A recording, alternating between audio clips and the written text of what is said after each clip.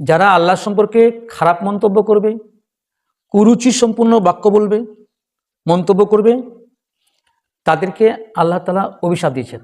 শুধু তা না, সূরা তওবার ৬৫ নম্বর আয়াতে আছে, আল্লাহ বলছেন এরা কাফের হয়ে গেছে যারা আল্লাহর আয়াত এবং রাসূলকে নিয়ে উপহাস করে, ঠাট্টা করে, বিদ্রূপ করে, এরা কাফের হয়ে গেছে। এজন্যই সবসময় যারা বাঁচতে চান পরকালে, বাঁচার একটাই রাস্তা যে এই জবানের সংযত করতে হবে, জবানটাকে হেফাজত করতে হবে। নচেত কথার মাধ্যমে আমরা হয়তো এমন কোনো কথা কখনো বলে ফেলবো যার কারণে আমাদের ঈমান চলে যাবে, কথার মাধ্যমে কুফরি হয়ে যাবে, আমরা বুঝতেই পারবো না।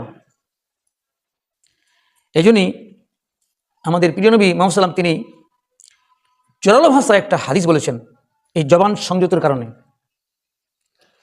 তিনি এমন একটি কথা বলেছেন যে কেউ যদি আমাকে এই জবানের গ্যারান্টি দিতে পারে, হেফাজতের গ্যারান্টি, যে ব্যক্তি আমাকে এই জবানের হেফাজতের গ্যারান্টি দিবে, আমি তার জন্য জান্নাতের গ্যারান্টার।